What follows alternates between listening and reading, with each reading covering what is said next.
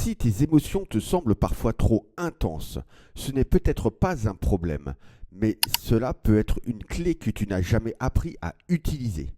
Si ton hypersensibilité n'était pas une faiblesse, mais une intelligence mal comprise, ce n'est pas ton hypersensibilité qui te fait souffrir, c'est la façon dont on t'a appris à la gérer. Ressentir plus fort ne veut pas dire être fragile. L'hypersensibilité n'est pas un excès d'émotion, c'est un excès de non-compréhension.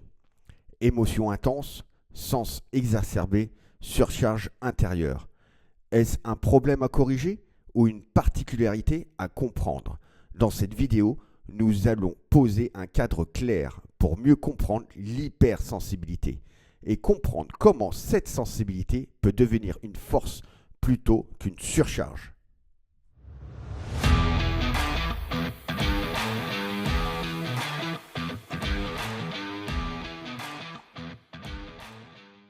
L'hypersensibilité est un terme qui désigne une sensibilité accrue aux stimuli émotionnels, sensoriels et aussi de l'environnement. Les personnes hypersensibles peuvent ressentir les émotions de manière intense, être facilement touchées par les stimuli sensoriels et avoir aussi du mal à gérer leurs émotions. Il existe différents types d'hypersensibilité, notamment l'hypersensibilité émotionnelle, et on a aussi l'hypersensibilité sensorielle. L'hypersensibilité peut être une caractéristique de personnalité ou un trait temporaire lié à des circonstances particulières. Il est important de noter que l'hypersensibilité n'est pas une maladie mentale, mais plutôt une particularité qui peut nécessiter des stratégies d'adaptation pour être gérée de manière saine.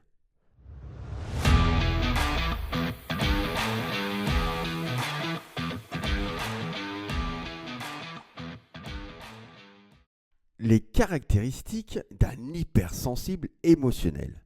On va avoir une sensibilité accrue aux émotions. Les personnes hypersensibles ressentent les émotions de manière intense et profonde. On va avoir des émotions facilement touchées. Les personnes hypersensibles peuvent être facilement blessées ou affectées par les paroles ou les actions des autres. On va avoir de l'empathie élevée. Les personnes hypersensibles sont souvent très empathiques et peuvent ressentir les émotions des autres comme si c'était les leurs. Des réactions émotionnelles intenses. Les personnes hypersensibles peuvent avoir des réactions émotionnelles intenses telles que des larmes, de la colère ou de l'anxiété.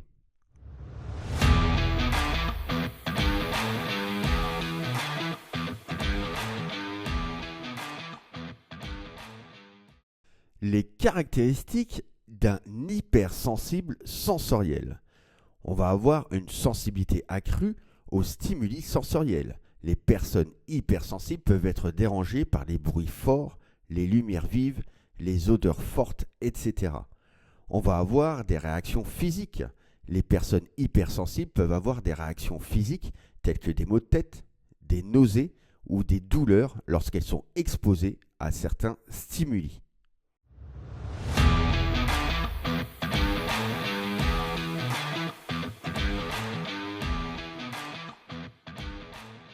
D'une manière générale, le comportement d'un hypersensible. Déjà d'une, l'évitement. Les personnes hypersensibles peuvent éviter certaines situations ou certains stimuli pour ne pas se sentir submergés. Une surcharge sensorielle. Les personnes hypersensibles peuvent se sentir submergées par des stimuli sensoriels et avoir besoin de temps pour se ressourcer. Et surtout, le besoin de contrôle. Les personnes hypersensibles peuvent avoir un besoin de contrôler leur environnement pour se sentir en sécurité. Bien sûr, on va avoir d'autres caractéristiques typiques de l'hypersensible. On peut retrouver de la créativité et l'imagination. Les personnes hypersensibles peuvent être très créatives et avoir une imagination très riche. L'introspection. Les personnes hypersensibles peuvent être très introspectives et passer beaucoup de temps à réfléchir à leurs pensées et à leurs émotions. Il est important de noter que chaque personne hypersensible est unique et peut présenter des caractéristiques différentes.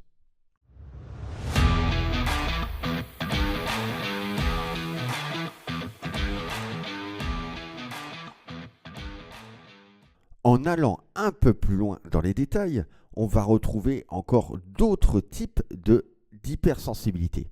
Donc on a parlé bien sûr de l'hypersensibilité émotionnelle. On a parlé aussi de l'hypersensibilité sensorielle.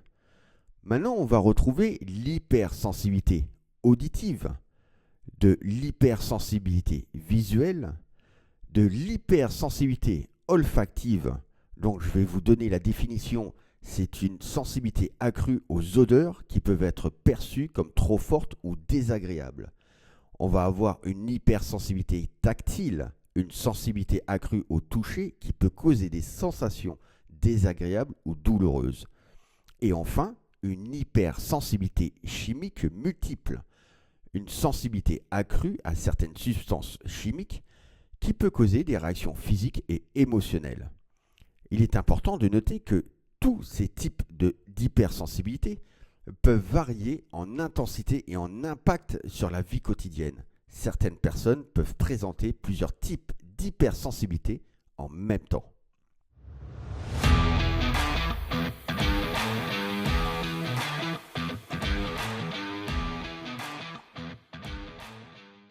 Énormément de personnes vont prendre leur hypersensibilité comme un fardeau, et tout ça uniquement car ils ne savent pas du tout comment gérer leurs émotions. Mais être hypersensible représente aussi de nombreux avantages une fois qu'on sait gérer nos émotions. On va retrouver l'empathie et compréhension. Les personnes hypersensibles sont souvent très empathiques et peuvent comprendre les émotions et les besoins des autres de manière profonde. On va retrouver aussi la créativité et l'imagination. L'hypersensible peut être lié à une créativité et une imagination accrue, ce qui peut être un atout dans les domaines artistiques, littéraires ou musicaux. Ils vont avoir aussi une intuition et une perception. Les personnes hypersensibles peuvent avoir une intuition et une perception accrue, ce qui peut les aider à détecter les subtilités et les nuances dans leur environnement. Ils vont avoir aussi de la profondeur émotionnelle. Les personnes hypersensibles peuvent ressentir les émotions de manière intense, ce qui peut leur permettre de vivre des expériences émotionnelles profondes et riches. Ils vont avoir aussi une grande sensibilité aux détails. Les personnes hypersensibles peuvent être très attentives aux détails et aux nuances, ce qui peut être un atout dans les domaines qui nécessitent une grande attention aux détails. Ils vont avoir aussi une très grande compassion. Les personnes hypersensibles peuvent être très compassionnelles et altruistes, ce qui peut les amener à aider les autres à faire une différence positive dans leur communauté. Et enfin, ils vont avoir des pensées complexes et nuancées. Les personnes hypersensibles peuvent avoir une pensée complexe et nuancée, ce qui peut leur permettre de considérer plusieurs perspectives et de trouver des solutions créatives aux problèmes.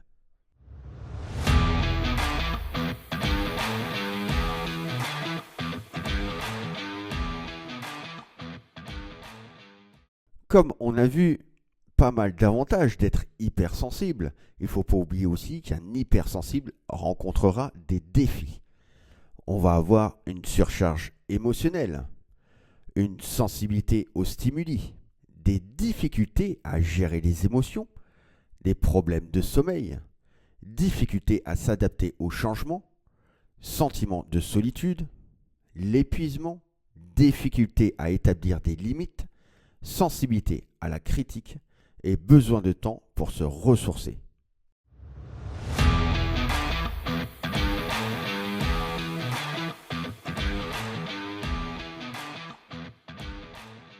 Voici quelques stratégies pour la gestion pour les personnes hypersensibles.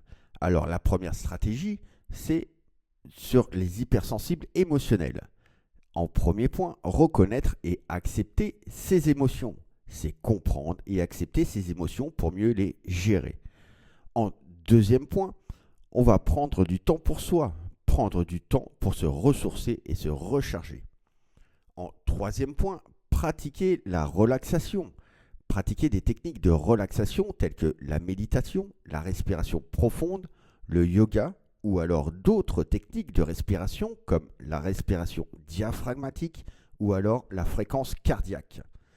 Et en quatrième point, exprimer ses émotions. Exprimer ses émotions de manière saine, par exemple en écrivant, en dessinant ou alors en parlant à un ami.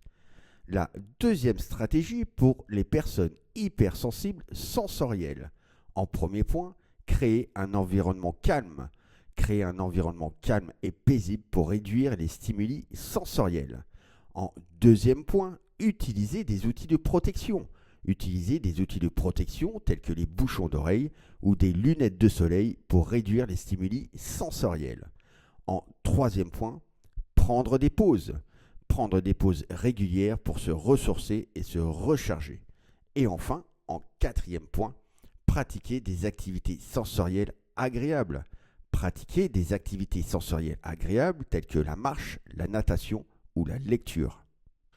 On va voir aussi d'autres stratégies, comme une stratégie sociale. En premier point, établir des limites.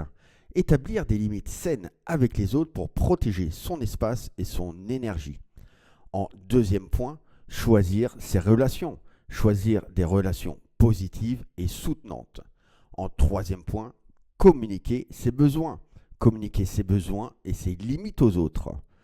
Et enfin, en quatrième point, prendre du temps pour les relations. Prendre du temps pour les relations importantes.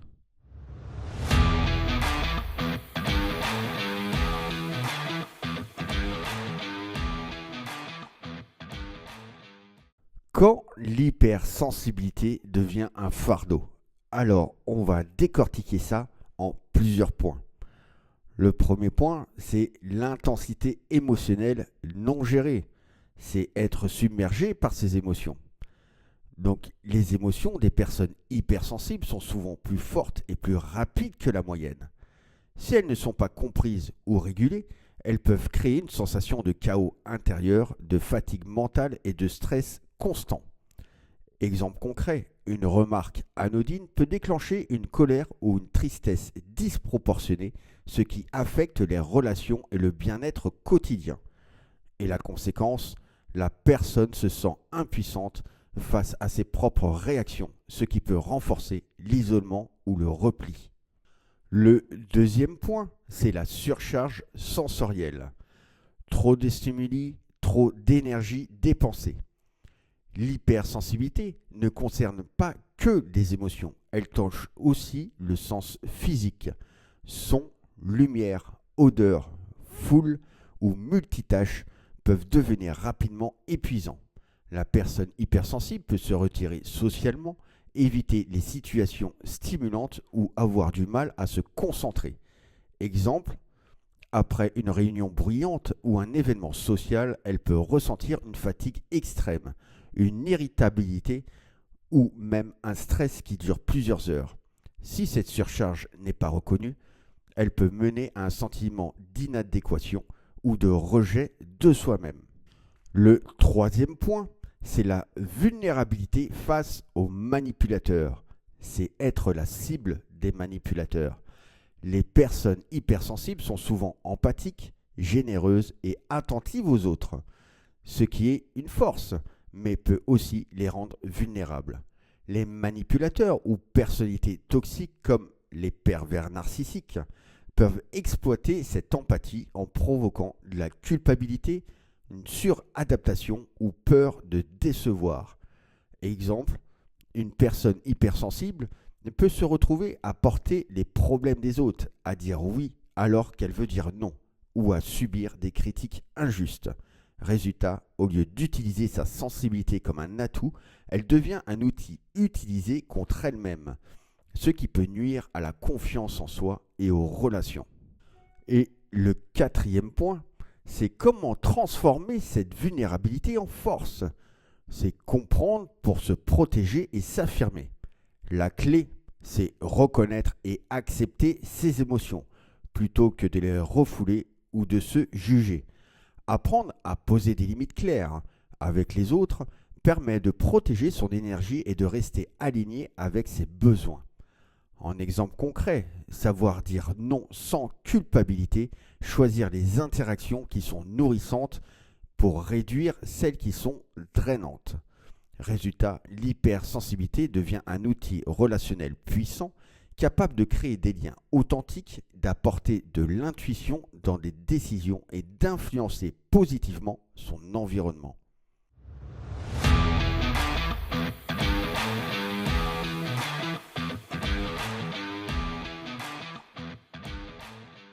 Risque et force de l'hypersensibilité. L'hypersensible n'est pas juste une intensité émotionnelle, elle a ses risques, mais aussi ses forces. Comprendre ces deux aspects permet de mieux naviguer dans sa vie personnelle et relationnelle. En premier point, l'hyperempathie, la force qui peut devenir vulnérabilité. Les personnes hypersensibles développent très souvent une hyperempathie. Cela signifie qu'elles ressentent les émotions des autres profondément, parfois même avant que celles-ci ne soient exprimées. La conséquence positive, car dans les conséquences, il y a aussi des conséquences positives, cette capacité permet de comprendre les autres, d'anticiper leurs besoins, de créer des liens authentiques et de renforcer ses relations. Le risque, si cette empathie n'est pas gérée, elle peut devenir épuisante émotionnellement. L'hypersensible peut absorber les émotions des autres, se sentir submergé ou même manipulé par des personnes toxiques. Exemple concret, un hypersensible peut percevoir la tristesse ou l'anxiété d'un ami ou collègue avant même qu'il ne parle. Cela peut le pousser à prendre sur lui les responsabilités qui ne lui appartiennent pas. Le deuxième point, c'est transformer l'hyper-empathie en force. Donc, il va y avoir des stratégies clés. C'est identifier ses propres limites émotionnelles pour ne pas se laisser submerger. Définir des frontières claires dans les relations, savoir dire non quand c'est nécessaire. Canaliser aussi son empathie vers des actions constructives plutôt que de tout absorber. Le résultat, c'est l'hypersensible peut alors utiliser son hyper-empathie comme une ressource plutôt qu'un fardeau et transformer sa sensibilité en un véritable atout relationnel et émotionnel. L'hypersensibilité et l'hyperempathie sont des dons précieux. Comprendre les risques et apprendre à les gérer permet de transformer ce qui pourrait être un fardeau en une force puissante et alignée.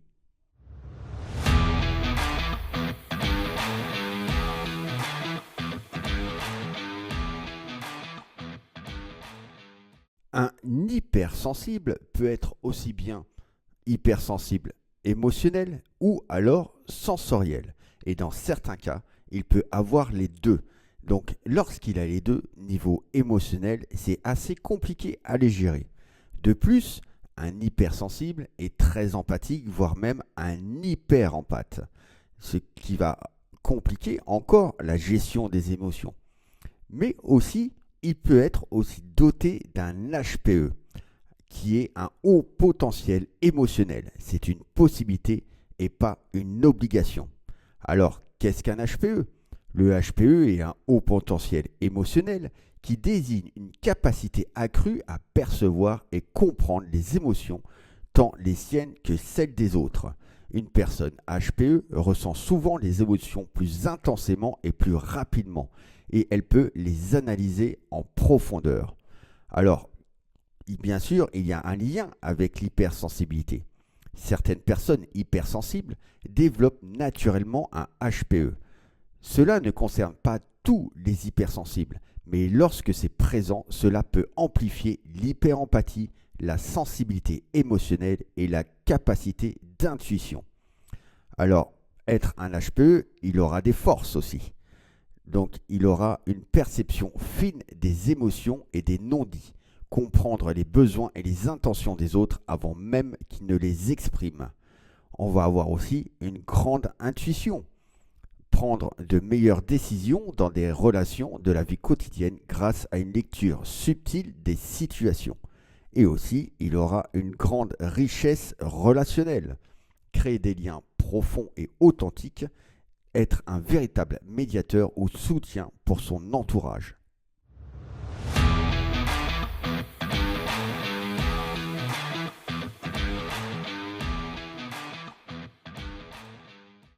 Un HPE aussi, il aura des risques à cause de son HPE. Donc les risques, ça va être une surcharge émotionnelle. Ressentir trop intensément les émotions de soi et des autres peut être très épuisant. Une vulnérabilité accrue. Certaines personnes peuvent exploiter cette sensibilité ou manipuler la personne HPE si elle n'a pas de limite claire. Et aussi, ils auront tendance à l'auto-exigence. Vouloir tout comprendre et tout gérer émotionnellement peut générer du stress et de la fatigue mentale. En exemple concret, une personne HPE peut sentir simultanément la colère d'un collègue, la tristesse d'un ami et l'inquiétude d'un membre de sa famille. Cela permet de comprendre les situations, mais si elle n'est pas préparée, c'est extrêmement exigeant sur le plan émotionnel. Alors, petit conseil pratique, même si vous êtes HPE, on peut transformer cette intensité en atout, identifier ses limites, poser des frontières et canaliser son empathie vers des actions constructives plutôt que de tout absorber. Comprendre l'hyperempathie et le potentiel HPE permet de transformer ce qui pourrait sembler un fardeau en une force relationnelle et émotionnelle puissante. Vous venez de voir comment l'hypersensibilité, l'hyperempathie et parfois le HPE fonctionnent. Voyons maintenant comment ces expériences se vivent au quotidien à travers de quelques témoignages.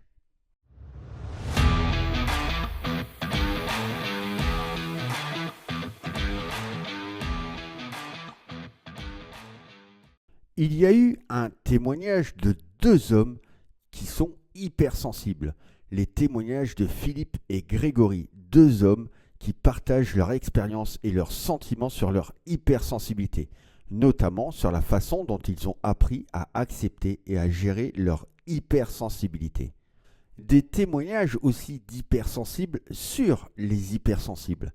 Des récits de personnes hypersensibles qui ont trouvé leur place et apprivoisé leur hypersensibilité, comme Déborah Nataf, une massothérapeute, Gaëlle Méchali, soprano et pianiste virtuose, Margot Motin, illustratrice et autrice de bande dessinée. Il existe de nombreux témoignages de personnalités célèbres qui se définissent comme hypersensibles, comme des chanteurs ou des musiciens. Comme exemple, on va prendre Mozart et Beethoven. Deux grands compositeurs de musique classique sont souvent cités comme étant hypersensibles en raison de leur profonde sensibilité artistique. On peut parler aussi de Bob Dylan, de John Lennon et de Elton John, des légendes de la musique qui ont exprimé leur hypersensibilité à travers leurs chansons et leurs performances. Alanis Morissette, connue pour ses chansons émotionnelles et introspectives, a parlé de son hypersensibilité et de la façon dont elle influence sa musique. On peut parler aussi de Céline Dion, chanteuse réputée pour sa voix puissante et émouvante, a également évoqué son hypersensibilité. Au niveau des acteurs et actrices, on a Greta Garbo, Katharine Hepburn et Judy Garland. On a aussi Adrien Brody, Glenn Close et Nicole Kidman, des acteurs talentueux, ont tous parlé de leur hypersensibilité et de la façon dont elle influence leur travail. On a Jim Carrey et enfin on a aussi Marion Cotillard et plein d'autres. Ces histoires montrent qu'être hypersensible peut se vivre de 1000 façons.